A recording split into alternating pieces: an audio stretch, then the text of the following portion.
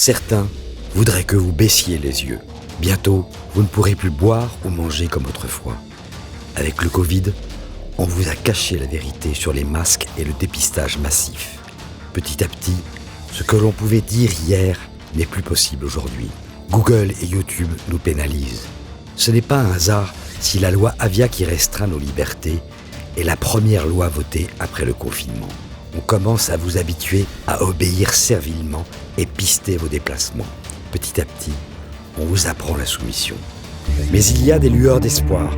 Ne les gâchez pas. Entrez en résistance. Vous avez les clés de TV Liberté.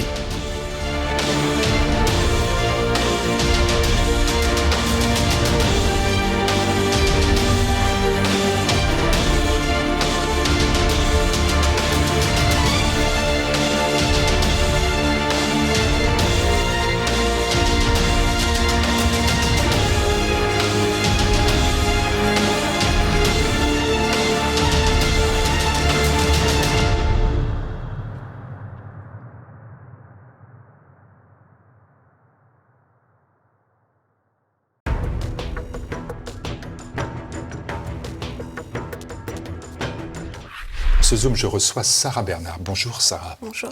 Vous êtes, à travers un livre intitulé « Une femme sous influence », vous faites un témoignage très fort et d'ailleurs très poignant d'une femme sous l'emprise d'un mari pervers, narcissique, alors que, comme vous le dites d'ailleurs en exergue de cet ouvrage, vous vouliez vous fonder une famille harmonieuse, aimer et être aimé. C'était ça le programme. On va voir que malheureusement, ça n'a pas été le cas.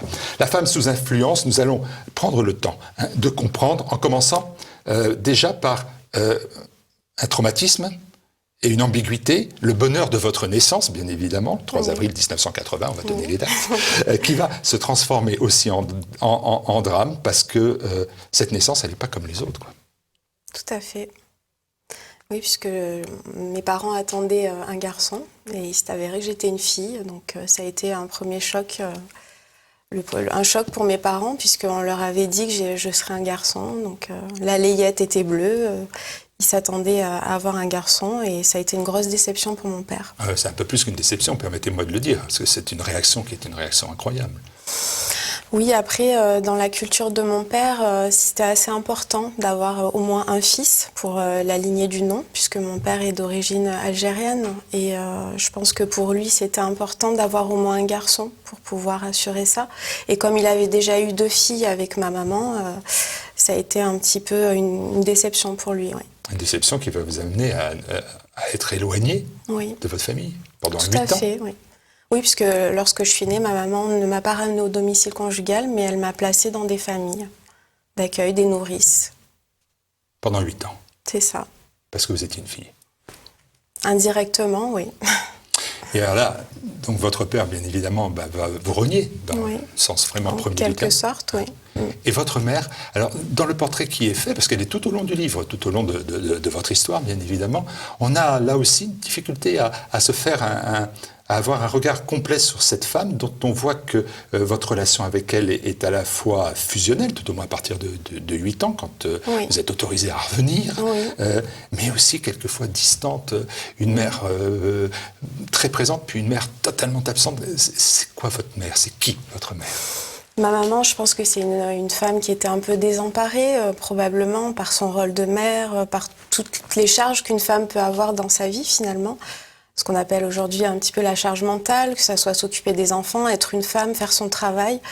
Et je pense que oui, elle était un peu dépassée par les événements et par la réaction de mon père notamment.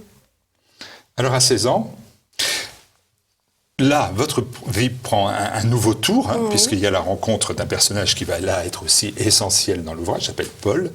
Il a 15 ans de plus que vous, et il a, vous dites, un caractère dominant, de l'empathie, de la compassion. Mais alors, 31 ans, il est marié, il a divorcé, il a déjà un fils. Est-ce que sur le papier, c'est vraiment raisonnable, quand on a 16 ans, de tomber amoureuse d'un homme comme celui-ci? Moi, à cet âge-là, oui, j'étais attirée par les hommes plus âgés. C'était en moi, c'était quelque chose qui m'habitait. J'étais attirée plus par les hommes âgés. Et il se trouve que lorsque j'ai rencontré Paul, il m'a apporté beaucoup de sécurité, affectivement, matériellement, émotionnellement également. Et c'est comme ça que je suis tombée amoureuse de lui. À 16 ans, oui. Vous tombez amoureuse de Paul. Et il va y avoir la naissance d'une fille qui va venir, j'allais dire, compléter ce bonheur. Et là encore, cette naissance, nouveau traumatisme, parce que c'est à partir de cela qu'on voit un changement d'attitude de celui qui est devenu entre-temps votre mari. On est passé de l'empathie à la compassion, sont vos termes, à l'inconstance, à l'irrespect. Oui. Est-ce que c'est là aussi un élément déclencheur de son changement d'attitude, la naissance de votre fille ? Alors, je pense qu'il y avait déjà des signes avant-coureurs que j'avais certainement pas perçus à mon âge. Je sentais qu'il y avait une nuisance chez Paul, je sentais qu'il y avait quelque chose de nocif chez lui, mais je savais pas le définir encore à l'époque. Et j'étais plus attirée par son côté protecteur et je pense que ça me voilait un petit peu les autres aspects de sa personnalité. Mais je pense que c'était déjà en lui, tout de même, cette façon d'être. Après, oui, peut-être que la naissance de notre enfant a fait que, mais il y a eu d'autres paramètres, comme par exemple le fait qu'il n'avait pas de travail. Il y a eu plusieurs choses qui ont fait que son comportement s'est dégradé. Mais c'est assez troublant, c'est que au fur et à mesure qu'il devient brutal, une brutalité extrême, y compris dans les relations intimes, oui. Par des gestes de violence physique à votre endroit, oui. Vous trouvez encore des circonstances atténuantes. Oui. Je vous cite, j'avais des torts. Tout n'est pas blanc ou noir dans un conflit. Mais enfin, un homme qui vous bat, il n'y a pas de noir ou blanc. C'est lui qui est noir. Alors ça, c'est ce qu'il me disait. Quand on se disputait, il me disait qu'effectivement, quand il y a des disputes, c'est toujours la responsabilité des deux. Et moi, comme le livre l'indique, j'étais une femme sous influence. C'est-à-dire que tout ce qu'il pouvait me dire, pour moi, c'était comme la parole divine, en fait. J'étais vraiment captivée par ce qu'il pouvait me dire. Donc j'avais énormément de respect pour lui aussi, pour ce qu'il était, même en tant qu'homme. Pour ce qu'il faisait pour moi, pour tout ce qu'il avait fait pour moi depuis le début. Donc effectivement, j'acceptais des étapes que j'aurais pas dû accepter. Et je pense que plus on accepte des étapes douloureuses et plus la personne va loin dans son ignominie, en fait. C'est ça. Il faut arriver à mettre un cadre et des limites. Et moi, à cet âge-là, je savais pas le faire. Il n'y a pas de limite pour lui, là? Pour lui, non, il n'y a pas de limite, non. Pour lui, il voit que j'accepte tout, donc il ne se limite pas. C'est ça le problème des relations aussi, c'est d'arriver à mettre un cadre. Alors, on a évoqué le terme de pervers narcissique, c'est pas moi, c'est là encore vous qui le dites dans l'ouvrage. Oui. Et c'est vrai qu'on a le sentiment qu'il est à la fois conscient de la situation, qu'il en joue, et il finit même par vous dire « je détruis tout ce que j'ai dans ma vie ». Est-ce qu'on peut réduire ce conflit entre vous, conflit est faible, sur un drame de la boisson? Alors c'est un des paramètres, effectivement, le fait qu'il buvait beaucoup d'alcool et de plus en plus. Mais je pense qu'il y avait d'autres paramètres par rapport à ce qu'il avait vécu étant enfant aussi. Il avait des blessures qui étaient similaires aux miennes par rapport à l'abandon et toutes ces choses-là. Donc oui, parfois, il pouvait se rendre compte de ce qu'il faisait de mal et il avait des prises de conscience qui étaient douloureuses pour lui et pour moi aussi. Parce que c'était difficile de le voir conscient de ce qu'il me faisait. C'était douloureux pour moi. Est-ce que vous aviez pensé un instant que ça allait tourner de cette façon? Je pense qu'à ce moment-là, j'étais un peu coupée de moi-même. Je pense qu'à des moments, oui, je ressentais pas vraiment les choses comme j'aurais dû les ressentir. J'avais pas accès à tout ce que je ressentais. J'étais coupée, donc j'étais sous influence de mon mari. J'avais une certaine emprise. Il avait une certaine emprise sur moi et je n'avais pas toute ma pensée pour moi, en fait. Si vous voulez. Concrètement, ce que vous voulez me dire, c'est que les coups que vous preniez, vous les acceptiez sans se rebeller. Vous ne pensiez pas à cette rébellion ou à tout simplement franchir la porte d'un commissariat ou franchir la porte d'un centre d'aide aux femmes victimes de violences. C'est pas quelque chose à ce moment-là que... Au départ... À ce moment-là, j'entends. Ouais. Au départ, je me rendais pas vraiment compte. Je pensais que j'étais un petit peu coupable aussi des coups que je prenais. Hein. Je me sentais vraiment responsable de ça. Et par la suite, oui, j'ai essayé de me défendre, mais quand je me défendais, les coups étaient pires. Donc... Je n'ai jamais réitéré le fait de me défendre. Et ensuite, oui, j'ai commencé à aller voir des médecins donc pour faire constater les coups. Et ensuite, j'ai pu déposer plainte avec les certificats médicaux. Alors, ça va loin, hein, parce qu'au-delà des coups, c'est à un moment donné, vous dites, moi je suis amené à penser qu'il va me tuer. Oui. Donc là, on a franchi dans l'ignominie une étape supérieure, c'est qu'on est véritablement face à la torture d'un bourreau. Tout à fait, oui. C'est-à-dire qu'il vous laisse quasiment sans vie une fois qu'il vous a frappé plusieurs fois. Vous le dites dans l'ouvrage, vous êtes inerte, blessé. Oui. Oui, ça arrivait que ça soit vraiment à la limite que je parte, en fait. Puisqu'il m'étouffait, il m'étranglait avec ses bras et moi, je pouvais pas me défendre. Donc c'est arrivé plusieurs fois et j'ai eu très peur. À ce moment-là, je pense que ça a été aussi une des prises de conscience pour que je parte. En fait, je me projetais, et lorsque je me projetais en avant, que je pensais à l'avenir, je me disais que un jour, il me tuerait, quoi. Je pensais qu'un jour, je serais plus là. À ce moment de notre entretien, je vais me faire l'interprète des téléspectateurs qui nous regardent et qui doivent se dire mais pourquoi elle restait avec lui? Pourquoi elle reste avec lui à ce moment-là? Pourquoi vous restez avec lui? Et est-ce que c'est si simple finalement de sortir de cette spirale infernale? Alors, déjà, je suis restée 5 ans avec lui. Donc, je tiens à préciser que par rapport à certaines personnes, c'est pas énorme. Il y en a qui restent beaucoup plus longtemps, 10 ans, 20 ans. Déjà, passer 5 ans avec quelqu'un qui vous frappe tous les jours, qui vous humilie, je trouve que c'est déjà beaucoup, 5 ans. Et comme je vous disais tout à l'heure, si j'étais restée plus, je ne serais pas là pour vous parler, je pense. Et est-ce que, quand vous prenez la décision de vous extraire de cet enfer, Oui. Qu'est-ce qui pose un problème à ce moment-là? Est-ce que c'est par exemple, est-ce que vous vous dites il y a des démarches administratives qui vont être terribles, j'ai ma fille, ça c'est insurmontable, donc c'est un frein. Est-ce que vous dites cela? C'est-à-dire quand je disais à mon ex-mari qu'un jour je le quitterais, il me disait mais de toute façon tu feras rien sans moi. Il me disait tout le temps tu feras rien, t'arriveras à rien sans moi, tu trouveras jamais quelqu'un qui s'occupe de toi comme je m'occupe de moi, de moi. Et j'étais persuadée en fait que je n'arriverais à rien.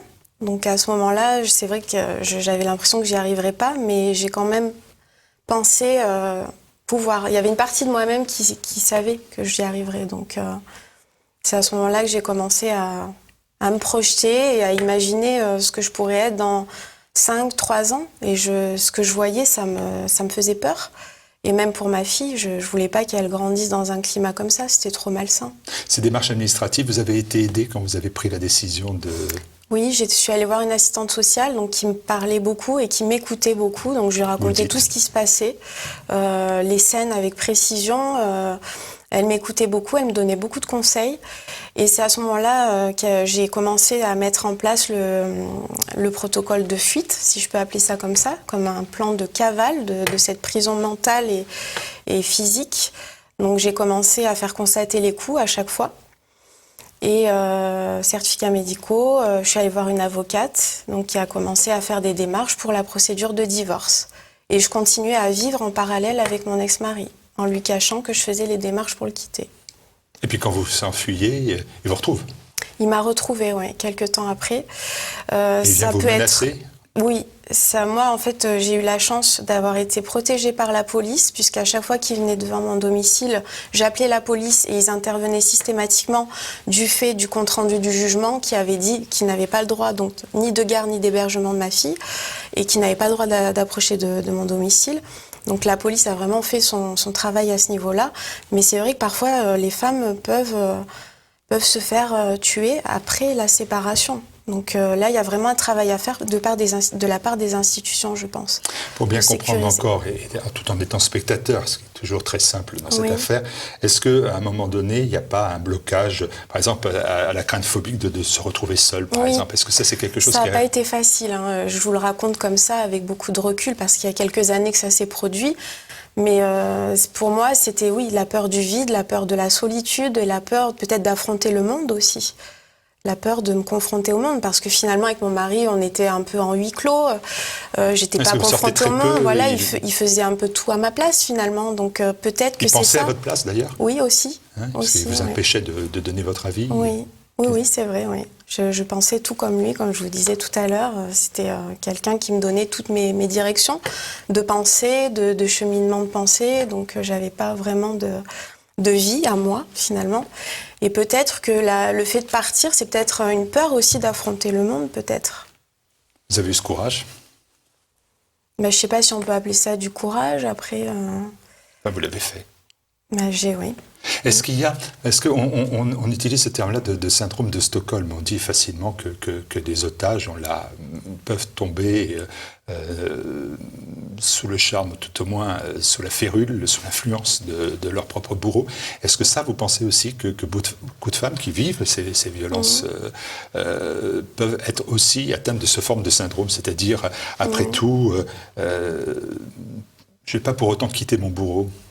Alors après, moi, je ne suis pas psychologue, donc je ne pourrais pas poser de diagnostic sur ces cas-là. Mais je pense que la femme aussi est très attachée à l'idéal, peut-être, de couple. Donc c'est comme un échec, un petit peu, si vous voulez, de se séparer d'un homme qu'on a aimé, avec qui on essaye de construire une famille, on essaye d'y croire jusqu'au bout. Et c'est comme... en fait, je pense que c'est des femmes, souvent, qui sont très endurantes et qui ont peut-être trop de tolérance. Et justement, cette endurance-là, elle devrait s'en servir pour autre chose et ne pas tout miser sur leur vie de famille ni sur l'amour. Tout simplement, il faut se déployer sur d'autres choses. 15 années ont passé. Oui. Je veux dire, heureusement, votre fille, elle a 18 ans aujourd'hui, elle a eu son bac, là, maintenant. Est-ce que vous avez pu rompre avec ce rôle de victime? Moi-même, vous voulez dire? J'espère, oui, j'espère. Après, c'est pas à moi de le dire, mais oui, j'espère aujourd'hui être un peu plus solide. Mais malheureusement, je me suis construite là-dessus, puisque j'ai rencontré mon ex-mari très jeune. Donc, il me reste encore une empreinte, je pense, assez forte de cette période-là. Et d'ailleurs, le livre a été assez curatif pour moi, puisque ça m'a vraiment libérée de quelque chose, de publier. Est-ce qu'on s'en sort? Parce que là aussi, on dit qu'il y a une forme de déterminisme. Moi, je n'aime pas ces notions-là, mais on se dit, après tout, c'était une femme battue. Ça sera très difficile. À nouveau, elle sera peut-être une femme battue. Tout ça, vous avez réussi à... C'est vrai qu'on peut retrouver des situations peut-être similaires, mais on arrive mieux à détecter les signes avant-coureurs, je pense. Donc après, dès qu'on voit que la personne ne vous donne pas de liberté ou commence à penser à votre place, à ce moment-là, c'est des signes avant-coureurs, je pense, de quelque chose de pas sain. Est-ce que vous avez pu refaire votre projet? Je le rappelle, fonder une famille harmonieuse, aimer et être aimé. Est-ce que 15 années après, ça a été possible? Oui, je suis en couple donc depuis 15 ans maintenant. Et je me suis mariée tout récemment, vous voyez, donc... Prendre le temps. Oui, j'ai vraiment pris le temps là, pour ce coup-là. Alors, votre vision de l'homme en général, de cela, par exemple, il y a Paul, le bourreau, qui torture, et puis il y a à côté Alex, qui est un voisin qui va vous aider, qui va s'impliquer dans la possibilité de vous faire fuir, va même vous aider à le faire. On voit qu'il y a dans les deux hommes qui sont là, il y a le père qu'on ne voit pas, il y a Paul qu'on voit trop, et puis ce Alex qu'on voit aussi. Tous les hommes ne sont pas des bourreaux, tous sont des bourreaux. Quelle est votre vision que vous avez de l'homme en général? Alors après, je pense qu'on est quand même dans une société assez patriarcale tout de même. Faut reconnaître que l'homme est vraiment placé quand même au-dessus de la femme, je pense. Et peut-être que un peu plus d'égalité dans ce regard-là pourrait peut-être arranger les relations entre hommes-femmes, peut-être. Peut-être qu'il se permettrait moins de choses ou plus de respect. Après, je ne sais pas, j'ai pas la solution. Mais comment vous voyez les hommes? Moi, comment je les vois? Comment vous les voyez? Je les vois comme des humains, des êtres humains normaux. Ils ne sont pas tous des chiens, voilà, on va dire ça comme ça. Non. Ça pourrait.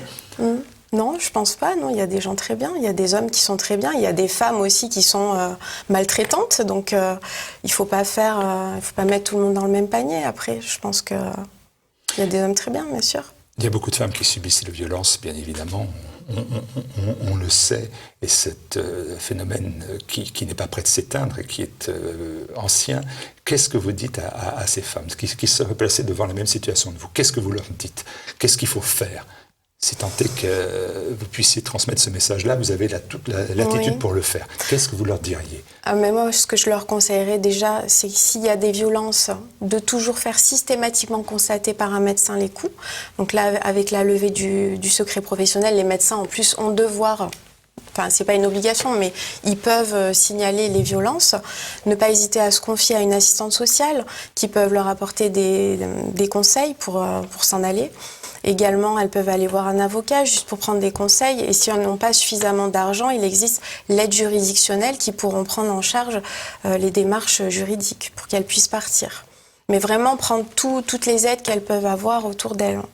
Ces aides-là, vous les avez trouvées? Est-ce que vous pensez que l'État est défaillant ou que ça va mieux ou que, c'était il y a 15 ans, qu'aujourd'hui ça s'est amélioré, que les femmes qui subissent le même sort que vous ont plus de possibilités aujourd'hui ou vous considérez qu'elles sont toujours Mais il y a un abandonnées? Grenelle qui a été fait il n'y a pas très longtemps contre les violences faites aux femmes.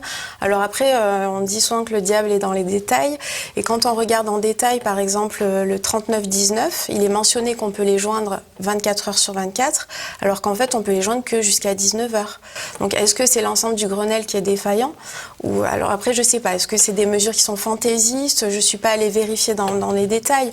Mais après, je pense qu'il manque un petit peu d'optimisation de toutes ces mesures, je pense. J'ai vu la vidéo sur les réseaux sociaux qui m'a amené à m'intéresser à votre livre. Oui. Elle a été vue des centaines de milliers de fois et je me suis dit, qu'est-ce qui a fonctionné? Parce que, et je me suis dit, est-ce que c'est pas la pudeur en fait? Il y a beaucoup de pudeur. Oui, il y a très peu de femmes qui dénoncent les violences conjugales. Moi, j'ai l'impression que parfois, il y a des femmes qui même mentent, qui ne disent pas qu'elles sont battues, en fait. Et je trouve que plus on libérera la parole et plus ça fera avancer les choses. C'est un tabou en France, encore une fois. Et pourtant, il y a encore 150... Il y a eu 150 féminicides, ça a augmenté même l'année dernière. Donc il y a vraiment un gros problème à ce niveau-là. Merci beaucoup. Je vous propose de retrouver cette histoire une nouvelle fois très forte. Dans Une femme sous influence, c'est aux éditions Max Milo. Merci beaucoup d'avoir témoigné. Je sais combien c'est compliqué et difficile de le faire. Et c'est donc tout à fait remarquable d'avoir accepté de le faire pour TV Liberté. Merci à vous. Je vous en prie, merci de votre invitation.